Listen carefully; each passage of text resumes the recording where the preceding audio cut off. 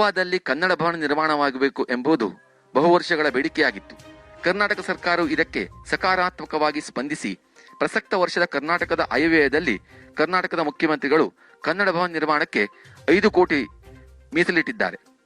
ಇದಕ್ಕಾಗಿ ಕರ್ನಾಟಕ ಸರ್ಕಾರದ ಮುಖ್ಯಮಂತ್ರಿಗಳನ್ನು ನಾವು ಅಭಿನಂದಿಸಬೇಕು ಎಂದು ಕರ್ನಾಟಕ ಗಡಿ ಪ್ರದೇಶ ಅಭಿವೃದ್ಧಿ ಪ್ರಾಧಿಕಾರದ ಅಧ್ಯಕ್ಷ ಡಾಕ್ಟರ್ ಸಿ ಸೋಮಶೇಖರ್ ಹೇಳಿದರು.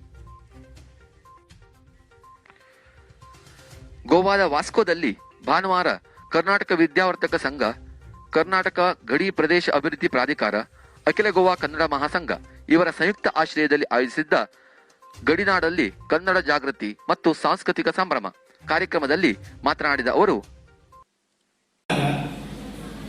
ಮೂಲತಃ ಗಡಿ ಭಾಗದಲ್ಲಿ ಕನ್ನಡ ಅಸ್ಮಿತೆಯನ್ನು ಉಂಟು ಮಾಡಬೇಕು, ಕನ್ನಡ ಜಾಗೃತಿಯನ್ನ, ಪ್ರಜ್ಞೆಯನ್ನ ಸದಾಕಾಲ ಜಾಗೃತವಾಗಿಟ್ಟಿರಬೇಕು ಅನ್ನುವ ಹಂಬಲ.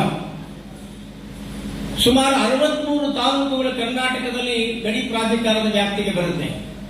19 ಜಿಲ್ಲೆಗಳು ಕರ್ನಾಟಕ ಪ್ರಾಧಿಕಾರದ ವ್ಯಾಪ್ತಿಗೆ ಬರುತ್ತೆ. 6 ರಾಜ್ಯಗಳು, ಗೋವಾ, ಮಹಾರಾಷ್ಟ್ರ, ತೆಲಂಗಾಣ, ಆಂಧ್ರ, ಕೇರಳ, ಈ ರೀತಿ ಮಹಾರಾಷ್ಟ್ರ, 6 ರಾಜ್ಯಗಳು. ಈ 6 ರಾಜ್ಯಗಳ ಕನ್ನಡಿಗರ ಹಿತಾಸಕ್ತಿಯನ್ನ ಕಾಪಾಡುವಂತದ್ದು ಸಹ ಈ ಪ್ರಾಧಿಕಾರದ ಕೆಲಸ, ಪ್ರಾಧಿಕಾರದ ಕಾಯಕ.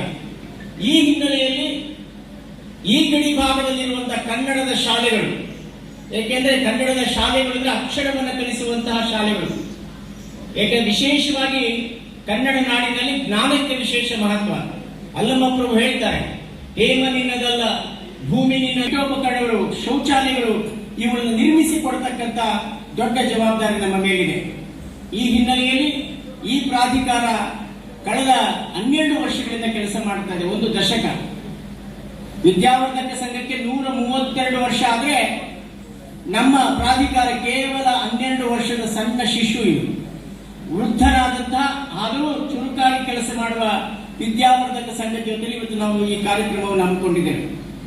ಈ ಗೋವಾದ ಬಗ್ಗೆ 2 ಮಾತನ್ನು ಹೇಳಿಕ್ಕೆ ಇಚ್ಛೆ ಪಡ್ತೇನೆ. ನಮ್ಮ ಕೃಷ್ಣಾಜಿ ಅವರು ಬಂದಿದ್ದಾರೆ. Is A very Young and energetic representative of the Legislative Assembly in Goa. He has already assured me that he will do all his best for the welfare of Kannadigas here. ಒಂದು ಚಪ್ಪಾಳೆ ಕಟ್ಟಿ ದಯಮಾಡಿ. ಸನ್ಮಾನ್ಯ Krishnaji is also incidentally the chairman of Town Planning Authority of Goa. Town Planning Authority ಗೋವಾದ ಕೆಲಸ ಏನು ಅಂದ್ರೆ ಅಭಿವೃದ್ಧಿಯನ್ನು ನಿಯಂತ್ರಣ ಮಾಡೋದು ಮತ್ತು ಅಭಿವೃದ್ಧಿಯನ್ನು ಸಾಧಿಸತಕ್ಕಂಥದ್ದು. ನನ್ನ ಒಂದು ಕೋರಿಕೆ ಅಂದ್ರೆ, ಇತ್ತೀಚೆಗೆ ನಮ್ಮ ಸನ್ಮಾನ್ಯ ಬಸವರಾಜ ಬೊಮ್ಮಾಯಿ ಅವರು, ನಮ್ಮ ಮುಖ್ಯಮಂತ್ರಿಗಳು, ನೆಚ್ಚಿನ ಮುಖ್ಯಮಂತ್ರಿಗಳು, ಇತ್ತೀಚೆಗೆ ನಾವು 2 ಪ್ರಶಸ್ತಿಗಳನ್ನು ಕೊಟ್ಟು, ಅನೇಕ ತಾವು ಬಂದಿದ್ರಿ ಆ ಸಮಾರಂಭಕ್ಕೆ. ಒಂದು, ತನ್ನ ವೈಧವ್ಯವನ್ನು ಮರೆತು ಕನ್ನಡಕ್ಕಾಗಿ ತನ್ನನ್ನೇ ಸಮರ್ಪಿಸಿಕೊಂಡು, ಬ್ರಿಟಿಷರು ಕನ್ನಡದ ಶಾಲೆಗಳಿಗೆ ಶಿಕ್ಷಕರನ್ನು ನೇಮಿಸಲಿಕ್ಕೆ ಸಾಧ್ಯವಿಲ್ಲ ಎಂದಾಗ 400 ಶಿಕ್ಷಕರನ್ನ ತನ್ನ ಹಣದಿಂದ ನೇಮಕ ಮಾಡಿ ಕನ್ನಡದ ಡಿಂಡಿಮವನ್ನು ಬಾರಿಸಿದ ಮಹಾತಾಯಿ ಜಯದೇವ ತಾಯಿ ಲಿಗಾಡೆ. ಅಸ್ಪೃಶ್ಯತೆ ನಿವಾರಣೆ ವಿರುದ್ಧ ಹೋರಾಟ ಮಾಡಿದ್ರು, ಮಹಿಳಾ ಸಬಲೀಕರಣದ ಬಗ್ಗೆ ಹೋರಾಟ ಮಾಡಿದ್ರು. ಅಂತ ಮಹಿಳೆಯ ಹೆಸರಿನಲ್ಲಿ ಆಕೆ ಸಿದ್ದರಾಮೇಶ್ವರ ಪುರಾಣ ಅನ್ನುವಂಥ ಬಹುದೊಡ್ಡ ಚರಿತ್ರೆಯನ್ನು ರಚನೆ ಮಾಡಿದ್ದಾರೆ. ಅವರ ಹೆಸರಿನಲ್ಲಿ ಒಂದು ಪ್ರಶಸ್ತಿಯನ್ನು ಕೊಟ್ವಿ. ಆ ಪ್ರಶಸ್ತಿ, ಮೊದಲನೇ ಪ್ರಶಸ್ತಿಯನ್ನ ನಮ್ಮ ಕರ್ನಾಟಕ ವಿದ್ಯಾವರ್ಧಕ ಸಂಘಕ್ಕೆ ನಾವು ಕೊಟ್ವಿ ಅನ್ನುವಂತಹದ್ದು ನಮ್ಮ ಹೆಮ್ಮೆಯ ವಿಷಯ.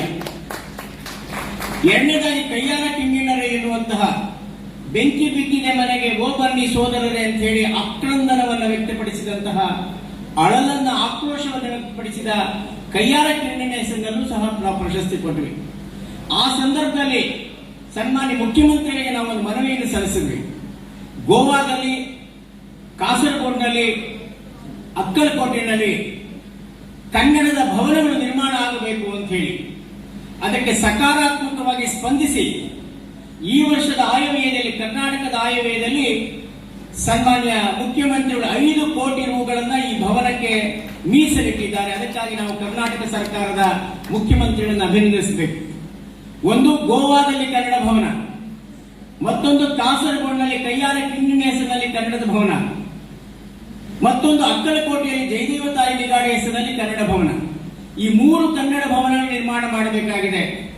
ನಾನು ಸನ್ಮಾನ್ಯ ಕೃಷ್ಣ ಅವರಲ್ಲಿ ಈಗಾಗಲೇ ಪ್ರಾರ್ಥನೆ ಮಾಡಿಕೊಂಡೆ, ದಯಮಾಡಿ ಒಂದು ನಿವೇಶನವನ್ನ ಈ ನಗರದ ಮಧ್ಯಭಾಗದಲ್ಲಿ ಸಿದ್ದಣ್ಣ ಅವರು ಅದಕ್ಕೆ ಹೆಚ್ಚಿನ ಪ್ರಯತ್ನ ಮಾಡಬೇಕು. ಯಾಕಂದ್ರೆ ಸಿದ್ದಣ್ಣನವರಿಗೆ ಎಲ್ಲ ರಾಜಕೀಯ ವ್ಯಕ್ತಿಗಳ ಜೊತೆ ನಂಟಿದೆ. ಹಾಗಾಗಿ ನಾನು ಕೃಷ್ಣ ಅವರು ಪ್ರಾರ್ಥನೆ ಮಾಡಿಕೊಳ್ತೇನೆ, since you are the chairman of the town planning authority, you have got every right to allot a suitable site to Kannada Bhavana, construction of Kannada Bhavana in Karnataka. He has already promise, ಅವ್ರು ಹೇಳಿದ್ದಾರೆ 2-3 ತಿಂಗಳಲ್ಲಿ ಕೊಡ್ತೇನೆ ಅಂತ. ಅದಕ್ಕೆ ಸಿದ್ದಣ್ಣ ಅವರ ಜವಾಬ್ದಾರಿ ಆಗ್ತಾ ಇದ್ದೇನೆ. ದಯವಿಟ್ಟು ಕನ್ನಡ ಭವನವನ್ನ ಗೋವಾದಲ್ಲಿ ಕಟ್ಟಬೇಕು. ಇಲ್ಲಿ ಸುಮಾರು 4-5 ಲಕ್ಷ ಜನ ಕನ್ನಡಿಗರಿದ್ದಾರೆ, ಬಹಳ ಆರ್ಥಿಕವಾಗಿ ಸಂಕಷ್ಟದಲ್ಲಿದ್ದಾರೆ.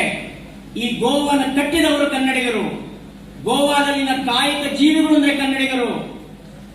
ಬಹುಶಃ ಗೋವಾದಲ್ಲಿನ ಯಾವುದೇ ಶ್ರಮಜೀವಿಗಳಿದ್ರೆ, ಬೆವರು ಸುರಿಸುವ ಸಂಸ್ಕೃತಿಯ ಆರಾಧಕರಿದ್ರೆ ಅವರು ನಮ್ಮ ಕನ್ನಡಿಗರು. ಆ ಹಿನ್ನೆಲೆಯಲ್ಲಿ ಗೋವಾದಲ್ಲಿ ಕನ್ನಡಿಗರ ರಕ್ಷಣೆ ಬಹಳ ಮುಖ್ಯ. ನಾವು ಸಹ ಕರ್ನಾಟಕದಲ್ಲಿ ಕರ್ನಾಟಕ ಕೊಂಕಣಿ ಅಕಾಡೆಮಿ ಅಂತ ಮಾಡಿದ್ದೇವೆ. ಕರ್ನಾಟಕ ಕೊಂಕಣಿ ಅಕಾಡೆಮಿಗೆ ನಮ್ಮ ಪ್ರಾಧಿಕಾರದಿಂದ 5 ಕೋಟಿ ರೂಗಳನ್ನು ಕೊಟ್ಟಿದ್ದೇವೆ ಒಂದೇ ವರ್ಷದಲ್ಲಿ. ಅಂದ್ರೆ ಜಯ ಭಾರತ ಜನನೀಯ ತನುಜಾತೆ, ಜಯ ಹೇ ಕರ್ನಾಟಕ ಮಾತೆ, ಸರ್ವ ಜನಾಂಗದ ಶಾಂತಿಯ ತೋಟ ನಮ್ಮ ಕರ್ನಾಟಕ. ಅದಕ್ಕಾಗಿ ಕೃಷ್ಣರವರು ಇನ್ನೊಂದು ಪ್ರಾರ್ಥನೆ ಮಾಡಿಕೊಳ್ತಾನೆ, ಹೇಗೆ ನಾವು ಕರ್ನಾಟಕದಲ್ಲಿ ಕೊಂಕಣಿ ಅಕಾಡೆಮಿ ಮಾಡಿದ್ದೇವೆಯೋ ಹಾಗೆ ಗೋವಾದಲ್ಲಿ ನೀವು ಕನ್ನಡದ ಸಾಹಿತ್ಯದ ಅಕಾಡೆಮಿಯನ್ನು ಮಾಡಬೇಕು. ಇಲ್ಲಿ ಕನ್ನಡದ ಅನೇಕ ಸೃಜನಶೀಲ ಲೇಖಕರಿದ್ದಾರೆ, ಸಂಘಟಕರಿದ್ದಾರೆ. ನಮ್ಮ ಶಿರೂರವರಿಗೆ ಚೆನ್ನಾಗಿ ಗೊತ್ತಿದೆ. ಆ ಹಿನ್ನೆಲೆಯಲ್ಲಿ ದಯಮಾಡಿ ಇಲ್ಲಿ ಒಂದು ಕನ್ನಡದ ಸಾಹಿತ್ಯ ಅಕಾಡೆಮಿ ಮಾಡಬೇಕು. ಒಂದು ಶುಭ ಸುದ್ದಿಯನ್ನು ನಿಮಗೆ ಹೇಳಲಿಕ್ಕೆ ಇಚ್ಛೆ ಪಡ್ತೇನೆ. ಕಾಸರಗೋಡಿನಲ್ಲಿ, ಕೇರಳದಲ್ಲಿ ಇದೇ ರೀತಿ ನಾವು ಒಂದು ಮನವಿಯನ್ನು ಸಲ್ಲಿಸಿದಾಗ ಈ ವರ್ಷದ ಬಜೆಟ್ನಲ್ಲಿ ಕಾಸರಗೋಡಿನಲ್ಲಿ ಕೈಯಾಲ ಕಿಣ್ಣಿನ ಹೆಸರಿನಲ್ಲಿ ಸಾಹಿತ್ಯ ಅಕಾಡೆಮಿಯನ್ನ ಆಯವ್ಯಯದಲ್ಲಿ ಘೋಷಣೆ ಮಾಡಿದೆ ಆ ಸರ್ಕಾರ. 2 ಕೋಟಿ ರೂಗಳನ್ನು ಕಾದಿರಿಸಿದೆ. ಆ ಹಿನ್ನೆಲೆಯಲ್ಲಿ ಗೋವಾದಲ್ಲಿಯೂ ಸಹ ಕನ್ನಡದ ಡಿಂಡಿಮ ಬಾರಿಸಬೇಕು. ಅತೃಪ್ತ ಕನ್ನಡ ಮನಸ್ಸುಗಳಿಗೆ, ಕನ್ನಡದ ಕನಸುಗಳಿಗೆ ಒಂದು ರೀತಿಯ ಶಕ್ತಿಯನ್ನು ತುಂಬತಕ್ಕಂಥ ಕೆಲಸವನ್ನ ನಮ್ಮ ಮುಖ್ಯಮಂತ್ರಿಗಳು ಮಾಡಬೇಕು, ಇಲ್ಲಿನ ಮುಖ್ಯಮಂತ್ರಿಗಳು. ಅದಕ್ಕಾಗಿ ಸನ್ಮಾನ್ಯ ಕೃಷ್ಣರವರು ಆಶೀರ್ವದಿಸಬೇಕು. ಯಾಕಂದ್ರೆ ಅವರಲ್ಲಿ ಅಧಿಕಾರ ಇದೆ. ಅಧಿಕಾರ ಅನ್ನೋದು ಶಾಶ್ವತ ಅಲ್ಲ, ಅಧಿಕಾರ ಬರೋದು ಹೋಗ್ಲಿಕ್ಕೆ. ಅದಕ್ಕೆ ಬಸವಣ್ಣ ಹೇಳ್ತಾನೆ, ಆನೆಯನ್ನೇರಿಕೊಂಡು ಹೋದಿರಿ ನೀವು, ಕುದುರೆಯನ್ನೇರಿಕೊಂಡು ಹೋದಿರಿ ನೀವು, ಕುಂಕುಮ ಕಸ್ತೂರಿ ಪೂಸಿಕೊಂಡು ಹೋದಿರಿ ಅಣ್ಣ, ಸತ್ಯದ ನಿಲುವನ್ನು ಅರಿಯಲಾರದೆ ಹೋದಿರಲ್ಲ ಅಂತೇಳಿ.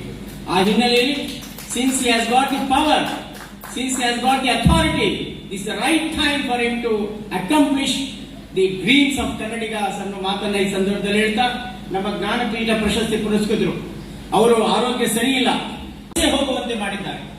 ಸುಮಾರು 1000 ಕನ್ನಡಿಗರ ಆಕ್ರಂದನವನ್ನ ನಾವು ಕಂಡಿದ್ದೇವೆ. ಹಿಂದೆ ಇದ್ದ 2-3 ಸರ್ಕಾರಗಳು, ಕರ್ನಾಟಕ ಸರ್ಕಾರ ಮತ್ತು ಗೋವಾ ಸರ್ಕಾರಗಳು ಅವರಿಗೆ ಶಾಶ್ವತವಾದಂತಹ ವಸತಿ ಸೌಕರ್ಯವನ್ನ ಕಲ್ಪಿಸಬೇಕು ಅನ್ನೋ ದಿಸೆಯಲ್ಲಿ ಬಹಳಷ್ಟು ಶ್ರಮವನ್ನ ಪಟ್ಟಿದೆ. ಇನ್ನು ಮುಂದೆ ಈ ಸರ್ಕಾರವು ಆ ದಿಸೆಯಲ್ಲಿ ಕೆಲಸ ಮಾಡುತ್ತೆ. ಆ ಹಿನ್ನೆಲೆಯಲ್ಲಿ ಬೈನಾ ಬೀಚ್ ನಲ್ಲಿದ್ದಂತಹ ವಲಸೆ ಬಂದಂತಹ ಕನ್ನಡಿಗರ, ಈ ನಾಡನ್ನು ಕಟ್ಟಿದಂತಹವರು, ಶ್ರಮಜೀವಿಗಳಾದಂತಹ ಆ ಕನ್ನಡಿಗರ ಒಂದು ಪುನರ್ ಚೇತನ ಮಾಡತಕ್ಕಂತ, ಅವರನ್ನ ರಿಹ್ಯಾಬಿಲಿಟೇಟ್ ಮಾಡತಕ್ಕಂತ ಕೆಲಸವನ್ನ ಸನ್ಮಾನ್ಯ ಕೃಷ್ಣ ಅವರು ಮಾಡಲಿ ಅಂತ ಮತ್ತೊಮ್ಮೆ ಆಶಿಸ್ತಾ, ಇವತ್ತು ನಾವು ಈ ಸಮಾರಂಭವನ್ನ ಉದ್ಘಾಟನೆ ಮಾಡ್ತಾ ಇರೋ ರೀತಿ ಆ ಒಂದು ಸಸಿಗೆ ನೀರೆರೆಯುವ ಮೂಲಕ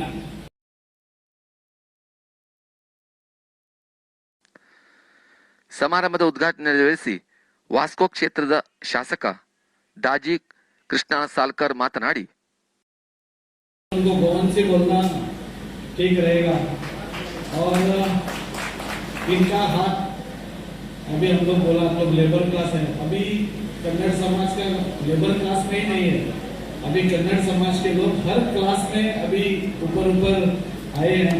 अभी हमारे यहाँ एक शासक है जो अभी म्यूजियम के डायरेक्टर थे, मुझे अभी भी मालूम पड़ा। तो गोवा के हर क्षेत्र में आज कन्नड़ समाज का योगदान है।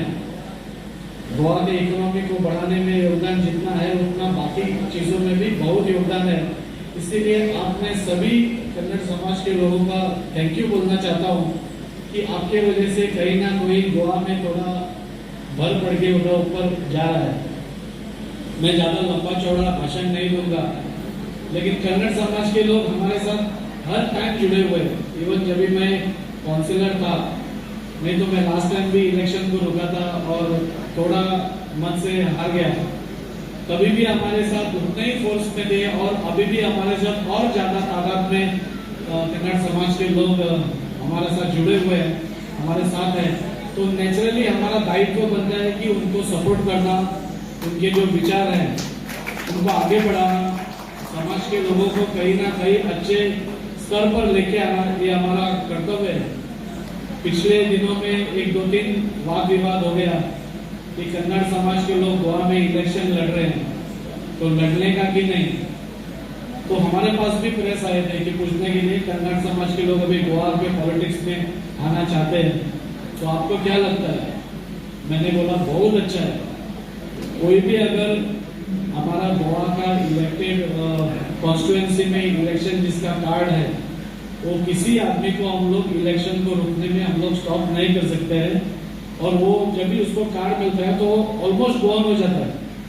तो we can not stop anybody from contesting elections anywhere. Constitution ने हमको राइट दिया है कि आप जाके फाइट कर सकते हैं इलेक्शन। अभी अगर कल सपोज हमको कर्नाटक में जाके इलेक्शन लड़ना है और अगर मैं उधर का एलिजिबल वोटर है तो नथिंग कैन स्टॉप मी। तो ये वाद विवाद क्यों किसी ने खड़ा किया है मुझे मालूम नहीं, लेकिन हमारा उसको एक ही कहना है कि जो भी यहाँ का इलेक्टेड वोटर है, everybody has got a right to stand for election. सबको अपना लोगों के लिए झगड़ने का राइट है और उसमें कोई बुराई नहीं है। इसके लिए वी सपोर्ट दैट कॉज। और कन्नड़ा भवन का सिद्धनाथ जी ने मुझे पहले भी बोला था, वी फुल्ली सपोर्ट। कन्नड़ा भवन गोवा में होना ही चाहिए। अभी एक वेरी सिंपल है, लॉजिक वेरी सिंपल है। अभी हम भी बॉम्बे में जाते हैं, दिल्ली में जाते हैं। परसों में हम लोग दिल्ली में था तो हम लोग गोवा निवास में रुके थे। तो क्या होता है, दिल्ली डेंजरस है ऐसा नहीं है, लेकिन हमारा माटी से थोड़ा ये होता है, उधर जाने के बाद सब दिल्ली का ही लोग है उधर, लेकिन वो नाम सुन के थोड़ा उधर रहने से थोड़ा अच्छा लगता है। हाँ, गोवा में किधर का है, तो नेचुरली ये स्वाभाविक है कि उधर से भी लोग जहाँ आते हैं वो गोवा को डेंजरस नहीं समझते, लेकिन अपना माटी का कोई है उधर, इसके लिए आते हैं। और 100% गोवा में कन्नड़ा भवन बनना ही चाहिए और 100% बनेगा, इसमें कोई डाउट नहीं। अभी मैं डॉक्टर सोमशेखर जी को बोल रहा था कि परसों ही हम और सीएम गुजरात जा रहे हैं, तो डेफिनेटली उनके कान पर ये डाल डालना और उनके परस्यू करना। लेकिन एक बार क्या होता है कि एक बार बोलने से नहीं होता है, थोड़ा बार बार याद करने से वही रियलिटी हो जाता है।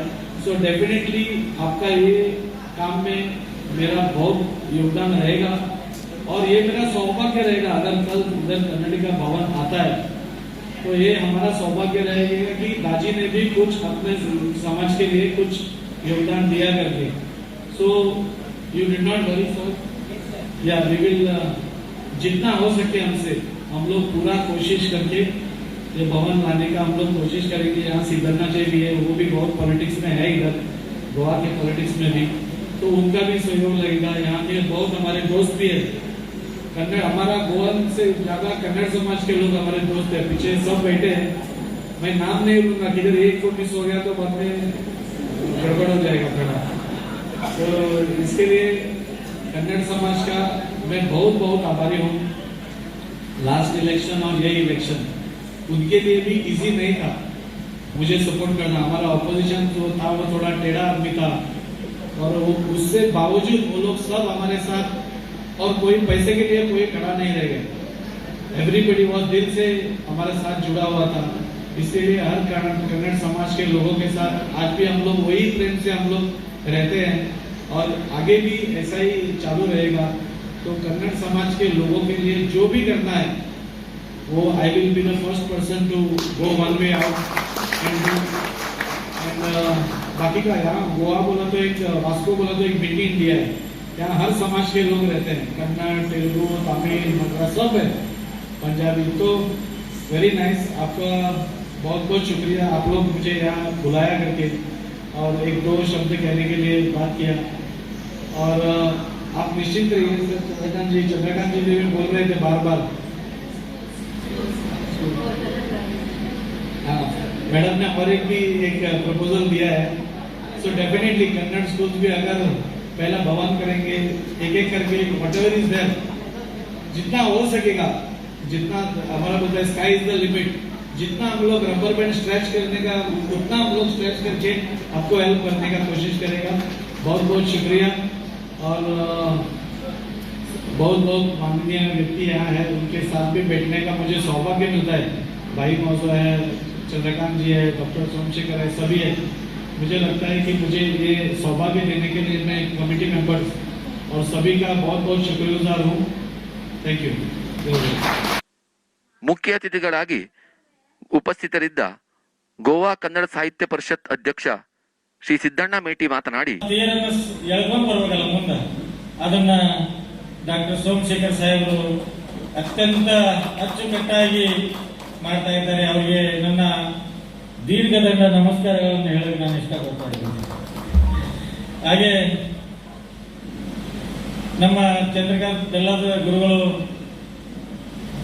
ಪ್ರಥಮದಲ್ಲಿ ಅವರು ಗಡಿನಾಡ ಪ್ರಾಧಿಕಾರ ಅಧ್ಯಕ್ಷರಾದಾಗ ಪಂಜಿಯಲ್ಲಿ ಕಾರ್ಯಕ್ರಮವನ್ನು ಆಯೋಜನೆ ಮಾಡಿದ್ರು.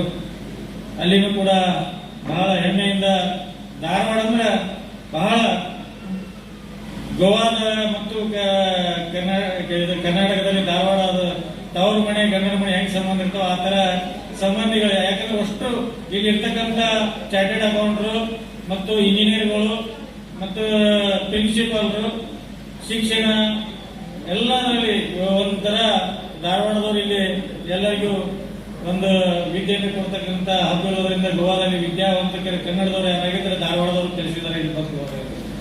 ಹಾಗಾಗಿ ನಮ್ಮ ಬಿಜಾಪುರ, ಬಾಗಲಕೋಟೆ, ಹಾವೇರಿ, ವಿಶಾಖೆ ಎಲ್ಲರೂ ರೋಡು, ರಸ್ತೆ ಇವು ಮತ್ತೆ ಕಸ ಬುಟ್ಟಿ ಎಲ್ಲ ಇವನ್ನ ಆಯ್ಕೆ ಮಾಡಿ ಗೋವಾ ಸುಂದರ ರಾಜ್ಯವನ್ನು ಮಾಡುವುದರಲ್ಲಿ ಬಿಜಾಪುರ, ಬಾಗಲಕೋಟೆಯವರು ಮಾಡಿದ್ರೆ, धारवाड़ आम्ही कोकणी साहेब तुमच्या बरोबर आहोत.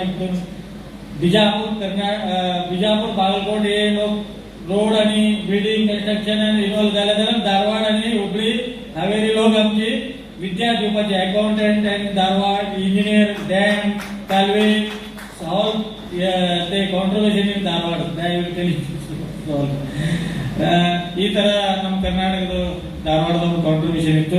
ಹೀಗಾಗಿ ನೀವು ನಿನ್ನೆ ಬಂದಿರಿ, ನಮ್ಮ ಮನೆಗೆ ಒಂಥರ ನೆಂಟು ಬಂದಿರ್ತಾರಲ್ಲ ಬೀಗರು, ಹಂಗ ನಮ್ಮ ಆ ಸಂದರ್ಭದಲ್ಲಿ ನಾವು ಗೋವಾ ರಾಜ್ಯದಲ್ಲಿ ತಾವೆಲ್ಲರೂ ಬಂದಕ್ಕೆ ನಾವು ತಮ್ಮೆಲ್ಲರಿಗೆ ನಾವು ಮೊದಲು ವೇದಿಕೆ ಮೇಲೆ ಇರೋದಕ್ಕಿಂತ ಮೊದಲು ಕೆಳಗಿದ್ದವರಿಗೆ ನಾನು ಸ್ವಾಗತ ಮಾಡ್ತೇನೆ. ಯಾಕಂದ್ರೆ ಅದೇ ತರ ಜ್ಞಾನ ಪೀಠ ಪುರಸ್ಕಾರ ಹಂಚ್ಕೊಂಡಂತ ಈ ಒಂದು ವರ್ಷದಿಂದ ಅವರು ನಮ್ಮ ದಾಮೋದರ್ ಗುರುಜಿಯವರು ಮತ್ತು ಹಾಗೂ ನಮ್ಮ ಅತಿ ಆತ್ಮೀಯ ಗೆಳೆಯ, ನಾವು ಅವ್ರ ಅಧಿಕಾರ ಹಿಡಿಬೇಕಾದ್ರೆ MLA ಆಗಬೇಕಾದ್ರೆ ಫಸ್ಟ್ ಬಸವಣ್ಣನ ಒಂದು ಸಂಘ ಇದೆ, ಆ ಸಂಘದಲ್ಲಿ ಅವರು ಬೆರೆತು ನಮ್ಮ ಜೊತೆ ಒಡನಾಟ ಇಟ್ಟುಕೊಂಡು ಅವರು ಇವತ್ತು MLA ಆದರು. ಈಗ ನಾವು ಅವ್ರ ಜೊತೆ ಬೆರೆತು ಅವ್ರ ಜೊತೆ ಹೊಕ್ಕು ನಮ್ಮೊಬ್ಬರನ್ನ ಯಾರನ್ನ ಒಬ್ಬರನ್ನ ರಾಜಕೀಯ ಒಳಗೆ ತರುವಂತ ಕೆಲಸ ಮಾಡ್ತಾ ಇದ್ದೀವಿ. ಮತ್ತೆ ನಮ್ಮ ಗಡಿನಾಡ ಪ್ರಾಧಿಕಾರದ ಕಾರ್ಯದರ್ಶಿಗಳು ನಮ್ಮ ಪ್ರಕಾಶ್ ಅವರೊಬ್ಬರು ಹಗಲಿ ರಾತ್ರಿ ಅವರು ನಮ್ಮ ಕನ್ನಡ ಭವನ ಹೀಗೆ ಸಾಹೇಬ್ರದಾರ, ನೀವು ಸ್ಥಳ ಬಿಡಬಾರ್ರಿ, ನಮ್ಮ ಕಡೆ ಏನ್ ಸಹಾಯ ಆಗ್ಬೇಕಾಗುತ್ತೆ ನೀವು ಲೆಟರ್ ಕೊಡಿ ಅದು ಅಂತೇಳಿ ಎಲ್ಲ ಲೆಟರ್ನ ತಗೊಂಡು ನಮ್ಮ ಈ ಜಗದ ಜುವಾರಿ ಕೆಮಿಕಲ್ ಫ್ಯಾಕ್ಟರಿ ಒಂದು ಜಾಗ ಇದೆ ಹತ್ತಿರದಲ್ಲಿ, ಆ ಫ್ಯಾಕ್ಟರಿಯಲ್ಲಿ ನಾವು ಎಲ್ಲರೂ ಸೇರಿ ಒಂದು ಮನವಿ ಮಾಡ್ಕೊಂಡು ಒಂದು 2 ಎಕರೆ ಜಾಗದ ಒಂದು ಕನ್ನಡ ಭವನ ಕಟ್ಟೋಣ.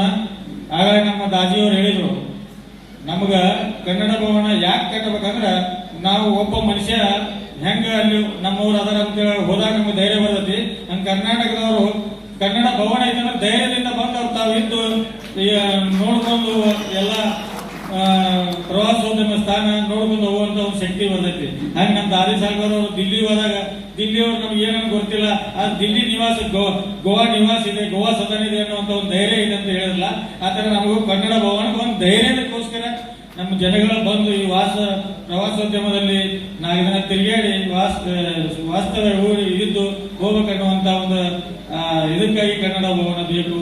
ಮತ್ತು ನಮ್ಮ ಅಖಿಲ ಗೋವಾ ಕನ್ನಡ ಮಹಾಸಂಘದ ನನ್ನ ಆತ್ಮೀಯ ಸ್ನೇಹಿತ ಹನುಮಂತಪ್ಪ ರೆಡ್ಡಿ ಅವರು ಕೂಡ ಸತತವಾಗಿ ನಮ್ಮ ಕನ್ನಡ ನಾಡು ನುಡಿ ಭಾಷೆ ಕಟ್ಟುವಲ್ಲಿ ಅವರು ಕೂಡ ನನ್ನ ಕೈ ಎಡಗೈ ಬಲಿಯಾಗಿ ಜೋಡಿಸಿ ನಮ್ಮನ್ನ ಸಾಥ್ ಕೊಡ್ತಾ ಇದ್ದಾರೆ. ನಮ್ಮ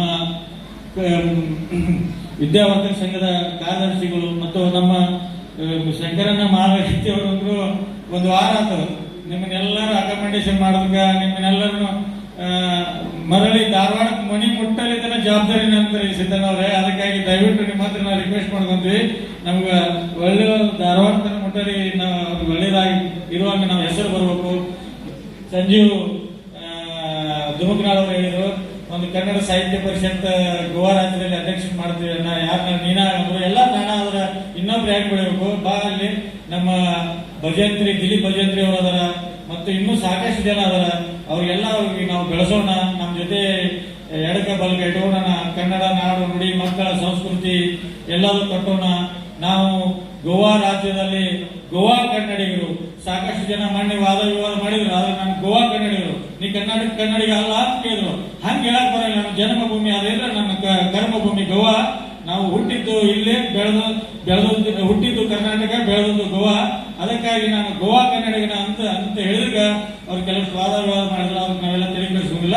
ಹೀಗಾಗಿ ನಾವೆಲ್ಲರೂ ಕೂಡಿ ಇವತ್ತು ಎಲ್ಲರೂ ನನ್ನ ಸ್ನೇಹಿತರು ಮತ್ತೆ ಇದಕ್ಕೆಲ್ಲ ಈ ಕಾರ್ಯಕ್ರಮ ಯಶಸ್ವಿ ಆಗಬೇಕಾದ್ರೆ ತಮ್ಮೆಲ್ಲರ ಸಹಕಾರ ಬಹಳ ಮುಖ್ಯವಾಯಿತು. ಹೀಗಾಗಿ ನಾನು दाजी सालकर ಅವರಲ್ಲಿ ಮತ್ತೊಮ್ಮೆ विनंती, दाजी साहेब आणि पाठी सांगते ना, तुम्ही एक आमचे लोक तिथं तरी तुम्ही तुमचे अधिकार आमका कन्नड भवन करपाची आता तुमचे टाउन अँड कंटेंट प्लॅनाची हे असा अधिकार असा तुमच्या हाती उद्घाटन जॉबाचं आहे आणि ते फाउंडेशन बी तुझ्या हाती जॉबाचं आहे. म्हणून मासे तुमका रिक्वेस्ट करता, आमचे कन्नड लोकांची सगळ्यांची जिम्मेदारी घेऊन आम्ही तुमका रिक्वेस्ट करता. ಮತ್ತು ನಮ್ಮ ಗಡಿನಾಡ ಪ್ರಾಧಿಕಾರದ ಅಧ್ಯಕ್ಷರು ಬಹಳ ಇನ್ನೂ ಎಳಗೂಸು, ಈಗ ನಿನ್ನೆ ಮೊನ್ನೆ ಹುಟ್ಟಿ ಹೆಂಗೆ ಎಳಗೂಸು ಹೇಳ್ತಾರಲ್ಲ ಓಡಾಡ್ತಾರಲ್ಲ ಆ ತರ ಚಂದ್ರಕಾಂತ್ ಬೆಲ್ಲದ್ಕಾಕಾರು ಅವರು ಓಡಾಡ್ತಾ ಇರೋದು ನೋಡಿದ್ರೆ ನಾವು ಇನ್ನೂ ಅವ್ರು ನೋಡಿ ಕಲಿಬೇಕು, ಇನ್ನಷ್ಟು ಓಡಾಡ್ಬೇಕು ಅನ್ಸುತ್ತೆ. ಅವರಿಗೂ ಕೂಡ ನಾನು ಮನವಿ ಮಾಡ್ತೀನಿ, ಇಂಥ ಗೋವಾ ರಾಜ್ಯದಲ್ಲಿ 10 ಹಲವಾರು ಕಾರ್ಯಕ್ರಮಗಳನ್ನು ಕೊಟ್ಟು ಗೋವಾ ಕನ್ನಡಿಗರನ್ನು ಇನ್ನಷ್ಟು ಬಡದೆಬ್ಬಿಸಿ ದಾಸರ ಕೃತಿಗಳ ದಾಸರ ಇದನ್ನ ಅವರ ದಾಸರ ಗ್ರಂಥಗಳನ್ನ ದಾಸರ ಕೃತಿಗಳನ್ನ ಇಲ್ಲೆಲ್ಲರಲ್ಲಿ ಕನ್ನಡಿಗರ ಮನ ಬಿತ್ತುವ ಕೆಲಸವನ್ನು ಮಾಡುವಲ್ಲಿ ತಾವು ಇನ್ನಷ್ಟು ಒತ್ತು ಕೊಟ್ಟು ತಾವು ಈಗಾಗಲೇ ಮನವಿ ನನ್ನ ಹತ್ರ ಬಂದವು, ಅವೆಲ್ಲ ಮನವಿ ನಿಮ್ಮ ಹತ್ರ ಕೂಡ ಹೇಳಿದ್ದೀನಿ, ಕಾಯ್ತಾ ಇದ್ದಾರೆ ಮನವಿ ಕೊಡಾಗ. ಹೀಗಾಗಿ ಎಲ್ಲರೂ ನನಗೆ ಎಲ್ಲರೂ ವೇದಿಕೆ ಮೇಲೆ ಇರ್ತಕ್ಕಂಥ ಎಲ್ಲ ಗಣ್ಯ ವ್ಯಕ್ತಿಗಳು. ಸಮಾರಂಭದಲ್ಲಿ ಉಪಸ್ಥಿತರಿದ್ದ ಧಾರವಾಡ ವಿದ್ಯಾವರ್ಧಕ ಸಂಘದ ಅಧ್ಯಕ್ಷರಾದ ಚಂದ್ರಕಾಂತ್ ಬೆಲ್ಲದ್ ಮಾತನಾಡಿ, ಅವರು ಉದ್ಘಾಟನೆ ಮಾಡಿ ತಮ್ಮ ಅನೇಕ ನಮ್ಮ ಕನ್ನಡಿಗರ ಬಗ್ಗೆ ಅನೇಕ ಸಹಕಾರವನ್ನು ನೀಡುವಂತಹ ಅವರ ವಿಚಾರಗಳನ್ನು ಕೇಳಿ ನಮಗೆ ಬಹಳ ಸಂತೋಷ ಆಗಿದೆ.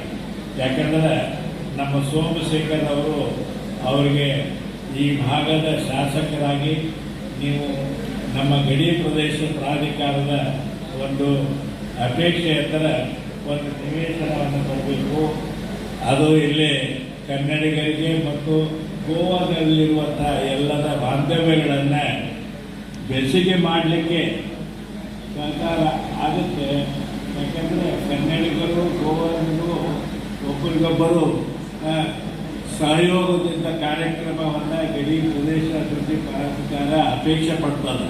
ಯಾಕಂದರೆ ಈ ನಾಡೇ ಇಡೀ ಭಾರತದಲ್ಲಿರುವಂಥ ಎಲ್ಲ ಸಂಸ್ಕೃತಿಗಳನ್ನು ನಾವು ಗೋವಾದ ಸಾಂಸ್ಕೃತಿಕ ಕಲೆಗಳಾಗಲಿ ಕರ್ನಾಟಕದಲ್ಲಿಯ ಸಾಂಸ್ಕೃತಿಕ ಕಲೆಗಳಾಗಲಿ ಇವು ಪರಸ್ಪರ ನಾವು ಸಹಯೋಗದೊಂದಿಗೆ ಕಾರ್ಯಕ್ರಮಗಳ ಮೂಲಕ ಮುಂದಿನ ಜನಾಂಗಕ್ಕೆ ನಾವು ನೀಡಬೇಕಾದಂಥ ಅವಶ್ಯಕತೆ ಇದೆ.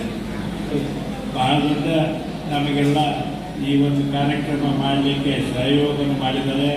ಸಿದ್ದಣ್ಣ ಮೇಟಿ ಅವರು ನಮ್ಮ ಗೋವಾದಲ್ಲಿ ಕರ್ನಾಟಕದ ಭೇಟಿಯಾಗಿದ್ದಾರೆ. ಕರ್ನಾಟಕದ ಭೇಟಿನ ಅವರಿಗೆ ಕರ್ನಾಟಕ ಮತ್ತು ಗೋವಾವನ್ನು ಜೋಡಿಸುವಂಥ ಕಾರ್ಯ ಅವರಿಗೆ ಇಟ್ಕೊಂಡು ಮಾಡ್ತಾ ಇದ್ದಾರೆ. ನಮ್ಮ ಮಂದಿಗೆ ಬಹಳ ದೊಡ್ಡ ಪ್ರಮಾಣದಲ್ಲಿ ಅವರು ಸಹಾಯ ಮಾಡ್ತಾ ಇದ್ದಾರೆ.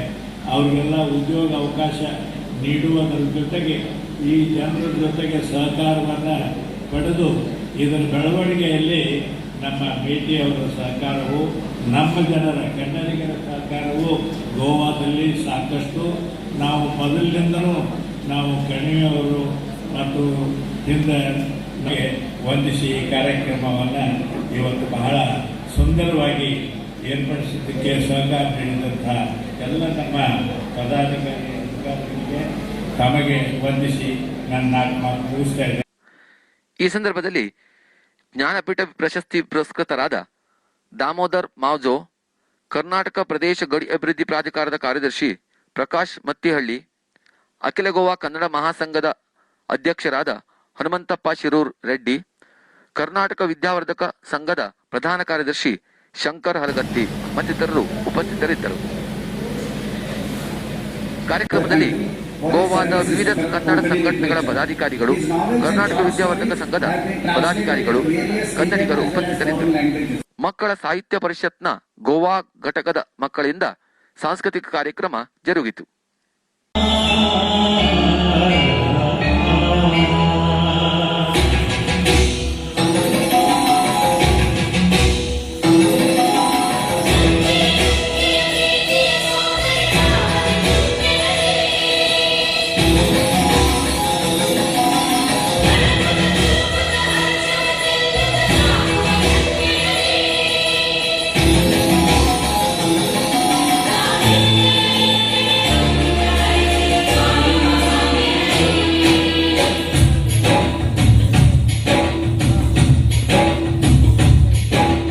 ಕನ್ನಡನಾಡಿನ ಜೀವನದಿ ಕಾವೇರಿ, ಓ ಜೀವನದಿ